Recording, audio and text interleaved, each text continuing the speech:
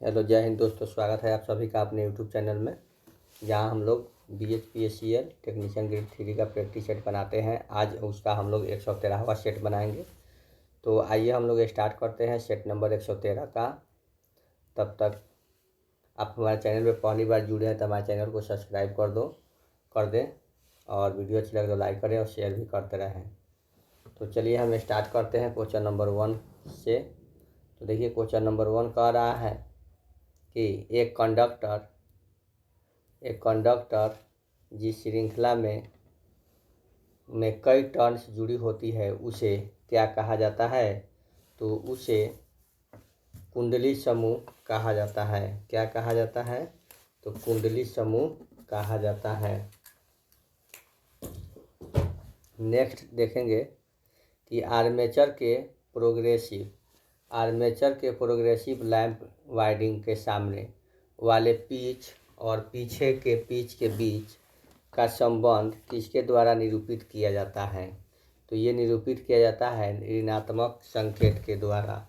किसके द्वारा? ऋणात्मक संकेत के द्वारा निरूपित किया जाता है। नेक्स्ट देखेंगे कि यहाँ पे एक प्रत्यावर्तक अल्टरनेटर की क्षेत्र कुंडली किसके साथ आपूर्ति की जाती है? तो ये किसके साथ आपूर्ति की जाती है मेरे प्यारे साथियों? तो ये की जाती है DC के साथ। किसके साथ? DC के साथ।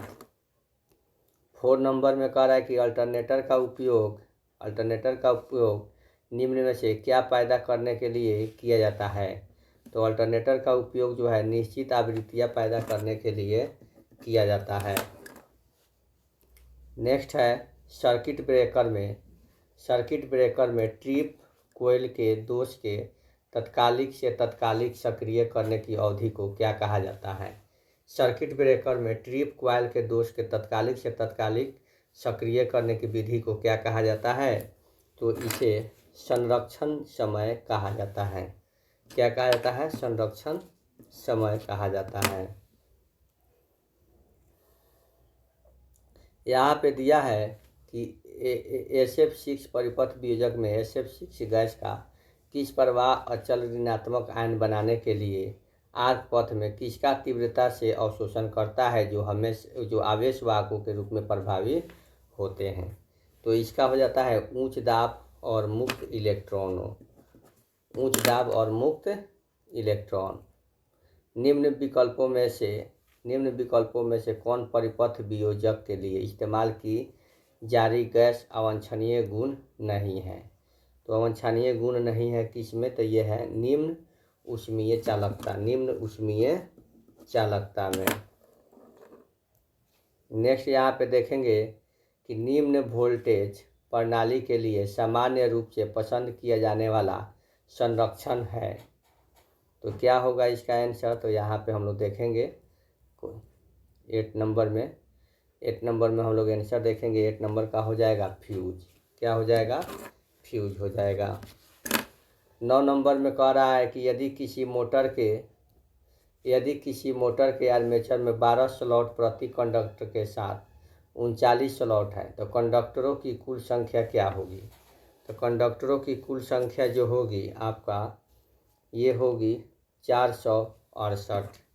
क्या होगी? 468।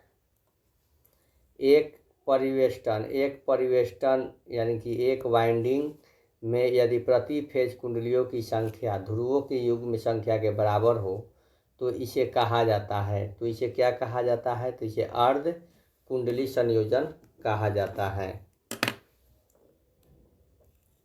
विद्युत उपकरणों का उपयोग करते समय निम्नलिखित में से कौन सी सावधानी बरती जानी चाहिए?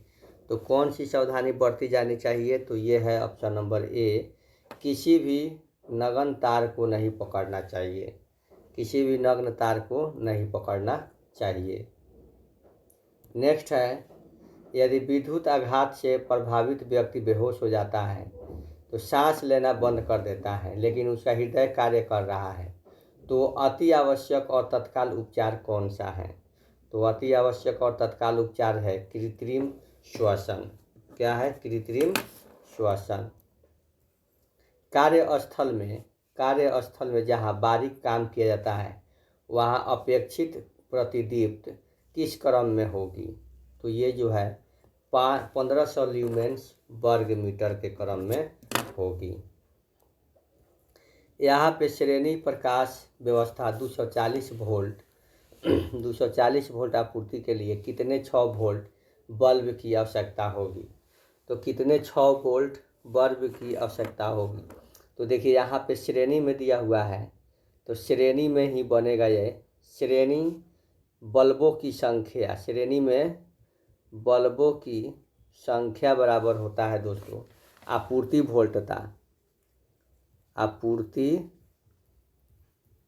वोल्टता बटा बल्बों की संख्या। बल्ब की वोल्टता रिंग, बल्ब की वोल्टता रिंग हो जाएगा। तो कितना है? आपूर्ति 240 है और रिंग कितना है? 6 वोल्ट है, तो ये कट जाएगा तो हमारा हो जाएगा 40 आंसर। क्या हो जाएगा? 40 इसका आंसर हो जाएगा। तो आगे देखते हैं, कौन सा कारक किसी विद्युत उपकरण में स्थापित होने पर तार के प्रकार को प्रभावित नहीं करता है? तो कौन सा उपकरण? तो ये हो जाएगा आपका 15 का हो जाएगा ऑप्शन नंबर सी, रंग कोड। 15 का सी हो जाएगा रंग कोड। सौर ऊर्जा का सिद्धांत किस पर आधारित है? सौर ऊर्जा का सिद्धांत जो है किस पर आधारित है? तो वह है ऑप्शन नंबर सी, फोटोवोल्टिक प्रभाव पर। एक जनरेटिंग स्टेशन जो कोयले के दहन से तापीय ऊर्जा को विद्युत ऊर्जा में परिवर्तित करता है उसे किस रूप में जाना जाता है? तो उसे भाप शक्ति संयंत्र के रूप में जानते हैं। नाभिकीय विद्युत स्टेशन के संबंध में निम्न में से कौन सा विकल्प सही नहीं है? तो कौन सा विकल्प सही नहीं है? तो यह है इसका संचालन कम विश्वसनीय है। इसका संचालन जो है कम विश्वसनीय है। एक जनरेटिंग प्लांट में लोड फैक्टर किसके अनुपात में होता है? तो लोड फैक्टर जो है औसत मांग और अधिकतम मांग के अनुपात में होता है। नेक्स्ट देखेंगे, सिंगल फेज इंडक्शन मोटर की कार्यकारी प्रणाली क्या होती है? तो इसकी कार्यकारी प्रणाली जो होती है option number C, cross field theory होती है। एकल फेज प्रेरण मोटर के लिए प्रतिरोध slipped phase type starting motor में सहायक वाइंडिंग निम्न में से क्या होता है? तो ये होता है ऑप्शन नंबर डी, उच्च प्रतिरोध और निम्न प्रेरकीय प्रतिघात। नेक्स्ट देखेंगे आपका 21 का हो जाएगा डी। 22 का हम लोग देखेंगे कि सिंगल फेज इंडक्शन मोटर को स्टार्ट करने के लिए कौन सी विधि अपनाई जाती है? तो ये जो है स्लिप्ड फेज विधि अपनाई जाती है। 23 कह रहा है कि किसी 3 फेज प्रेरण मोटर स्क्वायरल केज मोटर में चालन पदार्थ के ठोस टंड रोटर के खांचों में स्थापित किए जाते हैं और प्रत्येक और अंत्य वलयों के माध्यम से शॉर्ट किए जाते हैं। तो ये इसका आंसर हो जाता है। प्रेरण मोटर में रोटर और स्टेटर किसके बने होते हैं? तो ये बने होते हैं लेमिनेटेड कोर के। किसके बने होते हैं? लेमिनेटेड कोर के। सिंगल फेज इंडक्शन मोटर की अपेक्षा डबल फेज इंडक्शन मोटर का क्या लाभ है? तो इसका लाभ है निम्न परावर्तन धारा जो है इसका लाभ है। ट्रांसफार्मर का मुख्य कार्य क्या होता है? ट्रांसफार्मर का मुख्य कार्य होता है आवृत्ति और शक्ति परिवर्तन किए बिना वोल्टेज में वृद्धि और कमी लाना। द्वितीयक वाइंडिंग में पारस्परिक प्रेरण के कारण ट्रांसफार्मर का आउटपुट वोल्टेज किस पर निर्भर होता है? तो ये किस पर निर्भर होता है? तो ये निर्भर होता है आपका 27 का ऑप्शन नंबर बी, द्वितीयक वाइंडिंग की घुमावों की संख्या पर। एक ट्रांसफार्मर शॉर्ट सर्किट परीक्षण करते हुए निम्न में से किस ओर शॉर्ट सर्किट किया जाता है? तो ये जो है आपका ऑप्शन ए, कम वोल्टेज पक्ष में। 29 कह रहा है कि शून्य भार 11 kV 440 वोल्ट 100 kVA ट्रांसफर वोल्टता 426 वोल्ट है। पूर्ण भार परिस्थिति में 0.92 शक्ति गुणांक पर द्वितीयक वोल्टता 410 वोल्ट है। तो ट्रांसफार्मर की प्रतिशत वोल्टता नियमन की गणना करें। तो ये जो है हो जाएगा 3.9%। नेक्स्ट है स्टेप अप और step down transformer. Step up और स्टेप डाउन ट्रांसफार्मर में प्राइमरी फ्लक्स हमेशा सेकेंडरी फ्लक्स से होता है। क्या होता है यहाँ पे आपका सेकेंडरी फ्लक्स क्या होता है, तो देखेंगे 30 का आपका यहाँ पे स्टेप अप और स्टेप डाउन ट्रांसफार्मर दोनों प्राइमरी फ्लक्स हमेशा सेकेंडरी फ्लक्स से होता है, क्या बराबर होता है, फ्लक्स के बराबर होता है। निम्नलिखित में से कौन सा स्टेप डाउन ट्रांसफार्मर है जिसका इस्तेमाल वोल्ट मीटर या किसी अन्य उपकरण के संचालन के लिए प्राइमरी वोल्टेज को एक सुरक्षित मूल्य तक कम करने के लिए किया जाता है। तो इसका हो जाएगा आंसर आपका 31 का पोटेंशियल ट्रांसफार्मर। आगे देखेंगे यहाँ पे दोस्तों कह रहा है कि 3 फेज 4 वायर सिस्टम का प्रयोग सामान्यतः निम्नलिखित में से किसके लिए किया जाता है। तो किसके लिए किया जाता है, तो ये किया जाता है सेकेंडरी वितरण के लिए, सेकेंडरी वितरण के लिए किया जाता है। 33 में कह रहा है कि सब स्टेशन में निम्न में कौन सा उपकरण स्थापित नहीं होता है। तो सब स्टेशन में कौन सा उपकरण स्थापित नहीं होता है, तो एक्साइटर्स जो होता है नहीं होता है। एसी वितरण प्रणाली में सामान्यतः निम्नलिखित में से किसका उपयोग नहीं किया जाता है। तो ये होता है सिंगल फेज 4 तार प्रणाली, सिंगल फेज 4 तार प्रणाली। 35 में कह रहा है कि निम्नलिखित में से किस एक को छोड़कर शेष सभी वितरण प्रणाली के आवश्यक घटक हैं। तो ये है आपका सर्विस हेड से। ओवरहेड लाइन के इंसुलेटर के लिए, ओवरहेड लाइनों के इंसुलेटर के लिए निम्न में से कौन सा गुण वांछनीय नहीं है। तो कौन सा गुण वांछनीय नहीं है, तो ये है आपका 36 का सी, निम्न सापेक्ष परावैधुता।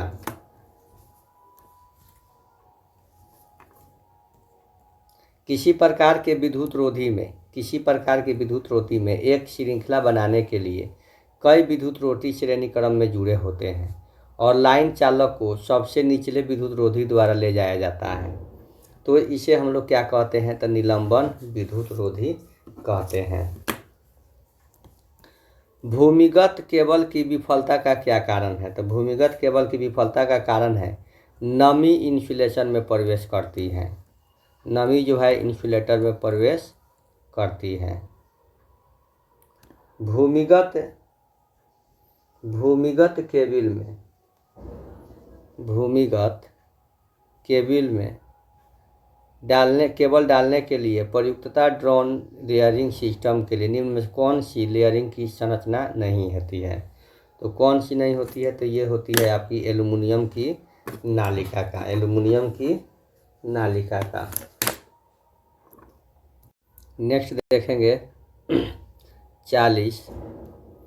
नेक्स्ट 40 कह रहा है कि एक ज्वाक्रिय परिवर्तीय धारा का औसत मान 127.4 है, जबकि इसका मान 0 होता है। तो परिवर्तनीय NITS दर इतना होती है 62,500। तो जिया तरंग के लिए विश्लेषक व्यंजक क्या होगा। तो इसका जो होता है जिया तरंग के लिए विश्लेषक व्यंजक जो होता है आपका 200 साइन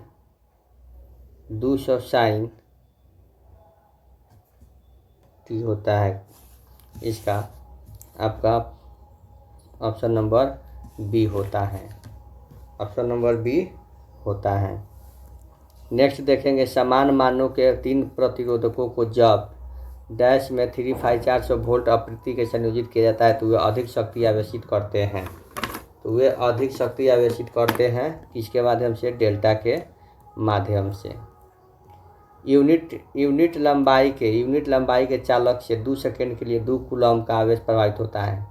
तो इसे प्रभावित होने वाली धारा क्या होगी, तो इसे प्रभावित होने वाली धारा होगी 1 एम्पीयर। यदि एक तार का व्यास दुगुना कर दिया जाए एक तार का व्यास दुगुना कर दिया जाए पर इसकी लंबाई को स्थिर रखा जाए तो इसका प्रतिरोध क्या होगा?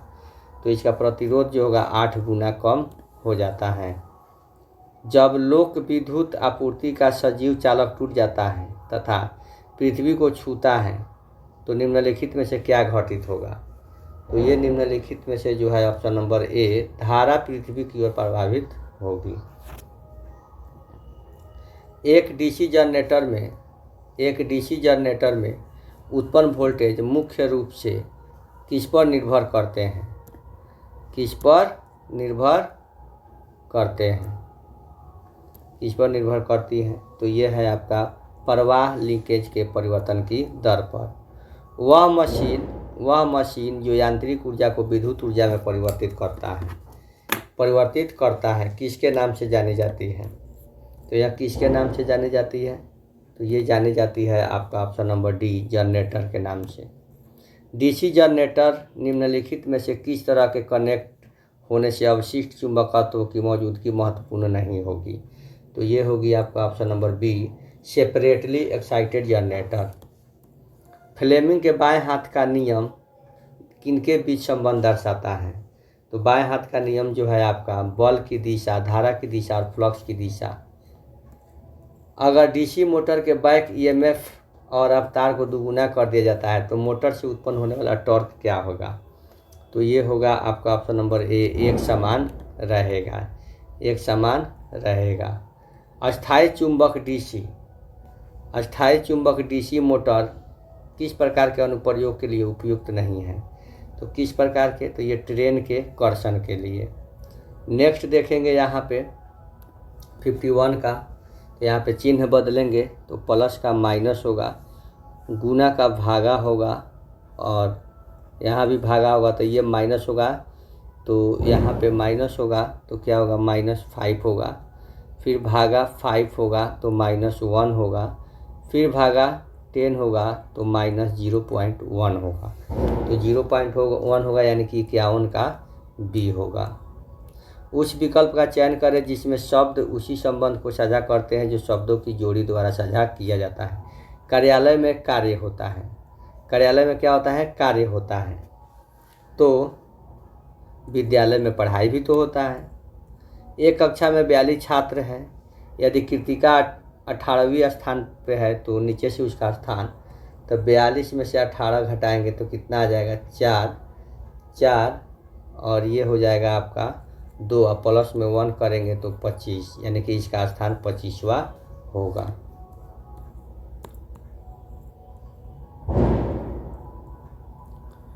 चौवन नंबर हम लोग देखेंगे यहाँ पे। 54 नंबर कह रहा है कि आई जो है एल से किस प्रकार संबंधित है? तो यहाँ पे सारा रिलेशन दिया हुआ है। गुना का मतलब होता है कि ए बी का पिता है, यानी कि ए से जो है एम का पिता है। भागा का अर्थ है कि ए बी का भाई है। एम जो है यू का भाई है। प्लस का अर्थ है कि ए बी की बहन है। यू जो है एल की बहन है। गुना का अर्थ है कि ए बी का पिता है, तो गुना का अर्थ है कि एल जो है जेड का पिता है। माइनस का अर्थ है कि ए बी का पुत्र है, तो जेड जो है आई का पुत्र है। तो आई एल से किस प्रकार संबंधित है? तो आई एल से पति से संबंधित है। किससे संबंधित है? पति से संबंधित है। दिए गए विकल्पों में से लुप्त संख्या का चयन करें। तो यहाँ पे लुप्त संख्या हो जाएगा आपका, यहाँ पे 8 × 64 और ये 49 ऐड करेंगे 3, ये हो जाएगा। उसी तरह 196 और 81 को ऐड करेंगे 7, 7, 277। वहीं पे यहाँ पे गणितीय सूत्र को चेंज करेंगे तो देखेंगे यहाँ पे प्लस का अर्थ है माइनस, यहाँ पे माइनस करेंगे। माइनस का अर्थ है भागा, यहाँ पे भागा करेंगे। गुना का अर्थ है प्लस, यहाँ पे प्लस करेंगे और भागा का अर्थ है गुना। तो देखिए यहाँ पे 24 माइनस भागा करेंगे तो 4 प्लस इसको गुना करेंगे तो 8, तो ये 20 + 8 यानी कि 28 हमारा आंसर हो जाएगा। तो हमारा आंसर ऑप्शन नंबर डी हो जाएगा। ऑप्शन नंबर डी जो है हमारा आंसर हो जाएगा। एक पासे की 3 अलग अलग स्थितियां दिखाई गई है में से 6 फल को 1 से 6 तक, तो उस संख्या का चयन करो जो 6 के विपरीत है।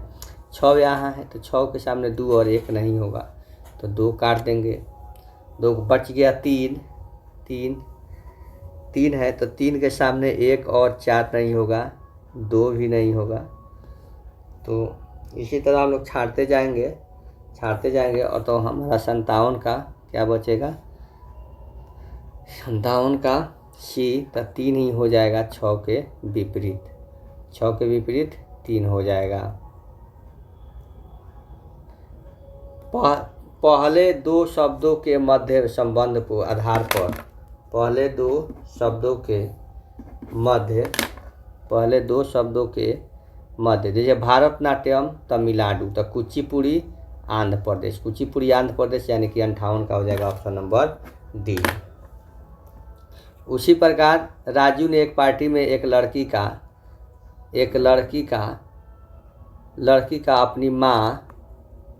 अपनी माँ के इकलौते पुत्र यानी कि अपनी माँ के इकलौते पुत्र राजू स्वयं पुत्र की बहू के रूप में परिचय कराया। तो राजू उस लड़की से किस प्रकार संबंधित है, राजू उस लड़की से तो ससुर के रूप में संबंधित है। 3 कथन दिया गया है, तो यहाँ पे देखेंगे तीनों कथन क्या कह रहा है। तीनों कथन में कह रहा है, यहाँ पे देखिएगा आप लोग भी, कि सभी कुंजी माउस है। सभी कुंजी क्या है, माउस है। कुछ माउस जो है प्रोसेसर है, कुछ प्रोसेसर जो है ड्राइव है। तो कुछ प्रोसेसर माउस है, सही है। कुछ प्रोसेसर जो है क्या है, माउस है।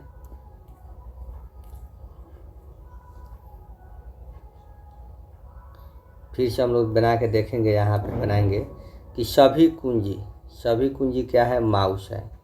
कुछ माउस प्रोसेसर है, कुछ प्रोसेसर ड्राइव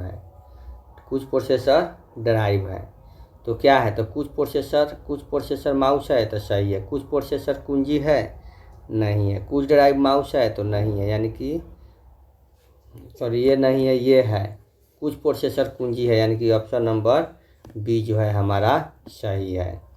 भारत के संविधान के किस अनुच्छेद के तहत ग्राम पंचायत का गठन किया गया है। तो ग्राम पंचायत का गठन किस अनुच्छेद के तहत किया गया है, तो ये किया गया है अनुच्छेद 40 के। निम्नलिखित में से किस आंदोलन का आरंभ दांडी यात्रा से हुआ है। किस आंदोलन का आरंभ दांडी यात्रा से हुआ है, तो सविनय अवज्ञा आंदोलन का। 63 कह रहा है कि निम्न में से कौन सी नदी अरब सागर में नहीं बहती है। तो अरब सागर में नहीं बहती है, आपका ऑप्शन नंबर ए नदी हो जाएगा महानदी। भारत की संविधान सभा का विचार पहली बार किसने दिया था। तो संविधान सभा का विचार जो है पहली बार एम.एन. रॉय ने दिया था। निम्नलिखित में से कौन सा कथन सही है। तो कौन सा कथन सही है, तो यह है बाल विवाह निरोधक अधिनियम 1929 में पारित किया गया था। 1929 में पारित किया गया था। 66 जालियांवाला बाग हत्याकांड किस वायसराय के काल में हुआ था। तो ये हुआ था जेम्स फोर्ड के काल में। भारत के केंद्रीय बजट को वार्षिक वित्तीय वितरण के रूप में निर्दिष्ट किया गया है। भारत के संविधान के किस अनुच्छेद के अंतर्गत आता है। तो यह किस अनुच्छेद के अंतर्गत आता है प्यारे साथियों। तो यहाँ पे हम लोग देखेंगे 67 किस अनुच्छेद के अंतर्गत आता है। तो ये अनुच्छेद 112 के अंतर्गत आता है। 68 कह रहा है कि शिमलीपाल बायो रिजर्व कहाँ स्थित है। तो शिमलीपाल बायो रिजर्व जो है ये है आपका उड़ीसा में स्थित है। कहाँ स्थित है, उड़ीसा में। कोरियोलिस बल के संबंध में इनमें से कौन सा कथन गलत है। कोरियोलिस बल के संबंध में कौन सा कथन गलत है। तो ये है ए नंबर। यह वायुमंडलीय दाब के अंतर के कारण उत्पन्न होता है। हाल ही में किस टाइगर रिजर्व में वनाग्नि के लिए पहली उन्नत AI प्रणाली शुरू की है। तो ये है आपका पेंच टाइगर रिजर्व में। The first people live in era, appropriate word, one word substitution. The first people to live in an era, तो ये हो जाएगा आपका नेटिव। ईरा मतलब नेटिव। यहाँ पे कह रहा है कि इसका जो है क्वेश्चन चूज द सिमिलियर यानी कि सिनोनिम। ट्रिम्बल, ट्रिम्बल का हो जाएगा option number A horrible.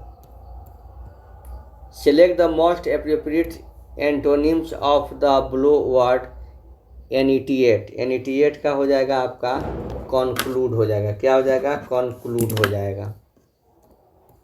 Select the most appropriate option to fill in the blanks. Pahari is the most spoken language in Himachal Pradesh. Pahari is the most commonly spoken language. Next है यहाँ पे कि the home minister allowed the treat of cross border transition. तो ये हमारा 75 का हो जाएगा। हमको लगता है कि यही लाइन होना चाहिए। तो देखिए क्या हो रहा है 75 का हो जा रहा है ऑप्शन नंबर डी, वही हो गया अलाउड बाय द ट्रीट।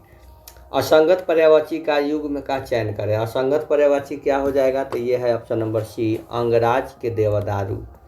क्षणिक शब्द का सही संधि विलोम क्या होगा? क्षणिक शब्द का सही विलोम शब्द क्या होगा? तो ये होगा शाश्वत। क्या होगा?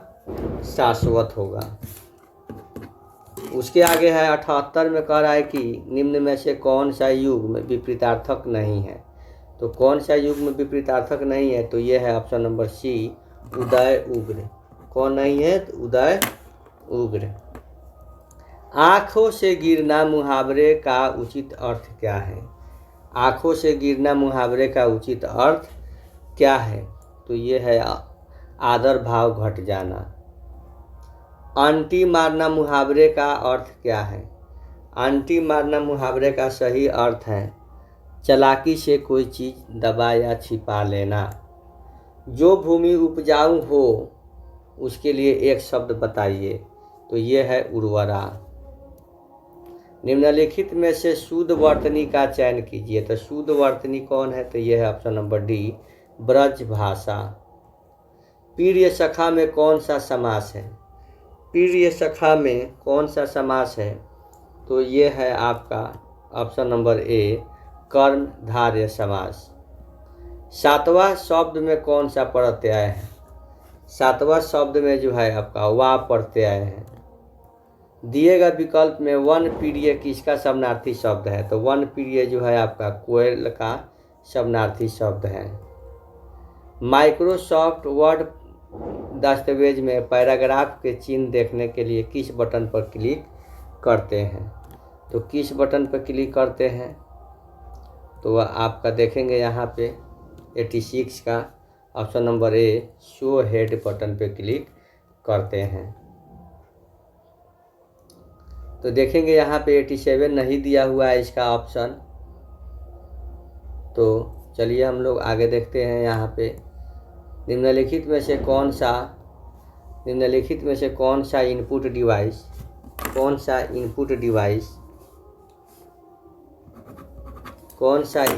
डिवाइस ऑप्टिकल टेक्स्ट को अक्षर दर अक्षर स्कैन करता है, उसे कठिन पठनीय कोड में बदल देता है और सिस्टम मेमोरी में सेव कर देता है? तो ये कौन कर देता है? तो ये OCR करता है। MS वर्ड 2010 में किस पैराग्राफ का उपयोग किसकी शुरुआत में एक बड़ा कैपिटल लेटर बनाने के लिए किया जाता है? तो ये है आपका ड्रॉप कैप। IFC कोड में डैश अंक मौजूद होते हैं। तो IFC कोड में आपका B11 अंक मौजूद होते हैं। 16 टेलनेट का मुख्य उद्देश्य क्या है? 16 टेलनेट का मुख्य उद्देश्य है इसका उपयोग इंटरनेट से जुड़े रिमोट कंप्यूटर से कनेक्ट करने के लिए किया जाता है। तो नेक्स्ट है 92 में देखेंगे कि निम्नलिखित में से कौन सी ऑनलाइन इंटरनेट बैंकिंग भुगतान विधि मुख्य रूप से उच्च मूल्य लेन देन के लिए है? तो ये है option number B, RTGS। Next कह रहा है मेरे प्यारे साथियों, यहाँ पे नेक्स्ट हम लोग देखेंगे 93। 93 कह रहा है कि निम्नलिखित में से IECT अनुप्रयोग नहीं है। तो ये है आपका बी, छात्रों की शैक्षणिक सेवा प्रदान करना। 94 है कि MS एक्सेल वर्कशीट में स्प्रेडशीट के बारे में सही कथन की पहचान करना है। तो सही कथन की पहचान तो देखेंगे यहाँ पे आपका वर्कबुक सिर्फ एक पेज की डेटा फाइल होती है, जिसे आमतौर पर एक विशिष्ट डेटा फाइल के रूप में जाना जाता है। नहीं, वर्कशीट वर्कबुक का एक बंडल होता है जिसमें आमतौर पर एक या एक से अधिक वर्क उपलब्ध होता है। नहीं, स्प्रेडशीट एक संपूर्ण प्रोग्राम होता है जिससे उपयोगकर्ता वर्कशीट या वर्कबुक बनाता है। यही सही है, यानी कि देखेंगे हमारा ऑप्शन नंबर सी जो है इसका आंसर हो जाएगा। 95 कह रहा है कि ईमेल में BCC क्या उपयोग है। BCC का क्या उपयोग है? तो ईमेल में BCC लाइन पर कोई भी प्राप्तकर्ता ईमेल के अन्य प्राप्तकर्ताओं को दिखाई नहीं देता है। आर्टिफिशियल इंटेलिजेंस AI और मशीन ML के बारे में निम्नलिखित में से कौन सा कथन गलत है? तो ये जो है मशीन लर्निंग के बिना AI मौजूद नहीं हो सकता है, यही गलत है। 97 कह रहा है कि कंप्यूटर स्प्रेडशीट में $A$I प्रतिनिधित्व का क्या अर्थ है? तो इसका क्या अर्थ है? तो इसका अर्थ है आपका 97 का कि एक निरपेक्ष सेल संदर्भ में पंक्ति कॉलम दोनों लॉकर दिया है। डैश आप डॉक्यूमेंट के साथ एक्सेल वर्कशीट डाटा लिंक नहीं कर सकते हैं। तो ये होता है कॉपी स्टैंडर्ड कमांड पर पेस्ट बटन से।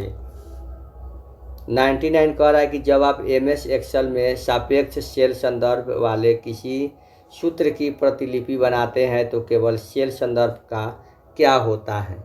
तो ये होता है सेल संदर्भ नहीं बदलेंगे। 100 में कह रहा है कि ईमेल अग्रेषित करने के बारे में निम्नलिखित में से कौन सा कथन सत्य नहीं है? कौन सा कथन सत्य नहीं है? तो ये है जो है आपका ऑप्शन नंबर डी जो है सत्य नहीं है। ऑप्शन नंबर डी, ईमेल संदेश किसी अन्य व्यक्ति या समूह को अग्रेषित किया जाता है जिसमें सभी सामग्री और पाठ्य स्वरूपन शामिल होते हैं, लेकिन अनुलंघ अग्रेषित नहीं किए जाते हैं। यही इसका आंसर होगा। तो इसी के साथ आज का ये सेशन समाप्त हुआ। मिलते हैं अगले सेशन में सेट नंबर 114 के साथ। तब तक के लिए धन्यवाद।